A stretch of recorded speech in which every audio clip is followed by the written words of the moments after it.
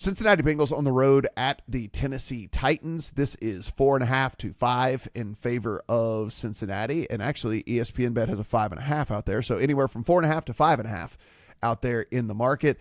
46 to 46.5 is our total. Just talked about that Titans team who lost outright to the Jags last week in what was the second worst game you could ever watch with your own eyeballs outside of the other one that we just talked about. And Cincinnati, I mean, it's the same story of Cincinnati. I mean, Joe Burrow's amazing. He has incredible playmakers. They'll score points when needed, and the defense and offensive line are going to fail them. So that's basically kind of the story of this Cincinnati team. Can they win by 6 points, Mo? I mean, they can. Do I want to bet on it? No. The defense looks like it should be a bit healthier for the Titans. That was one of the concerns we talked about last week. So can they put pressure on Joe Burrow and beat this offensive line, which looks like it's, I think, going to be down Orlando Brown? Yeah, probably. So that might derail this Cincinnati offense a bit. And then can Will Levis score points? Probably against Cincinnati. I can't lay a number like this. It's very similar to last week, with the Cowboys catching those points. That should have been a pretty easy cover for the Cowboys. That was probably the beat of the week. If you had Dallas, condolences. So I guess what I would be looking at in this game is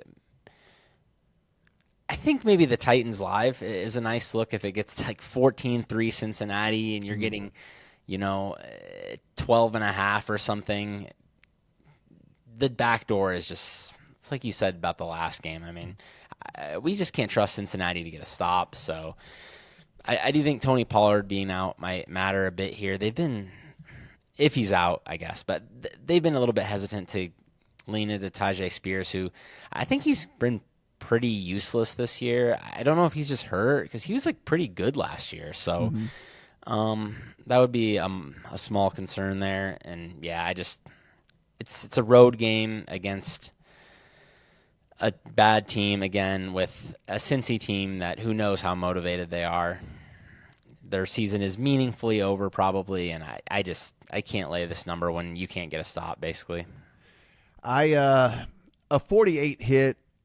I played a little under. The Tennessee Titans inspire nothing in me as far as being able to score consistently. And then Cincinnati we saw last week. I mean, like, this offensive line is just, it's like their third rebuild and continue to just have all these troubles. Joe Burrow, if Joe Burrow wasn't Joe Burrow and had the pocket presence that he had, Mo, when you watched that game last week, he'd have been sacked like 5 more times in that game. Like he just has that crazy good sense of when the pressure is caving in on him and all that. And it's like, I can see this like kind of has them scoring 24, Titans scoring, whatever they score, 20 or whatever. Yeah, it's I thought 48. One book that I don't have availability to DraftKings. DraftKings actually hit 49 at one point, and I would have loved to have played the under on that at 49. But there was a 48 here in town, and so played a little under on the 48 there in this one. I just don't.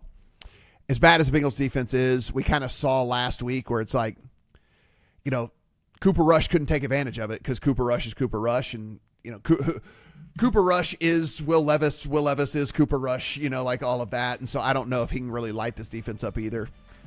Played a little under. That's kind of how I'm looking at there at that one.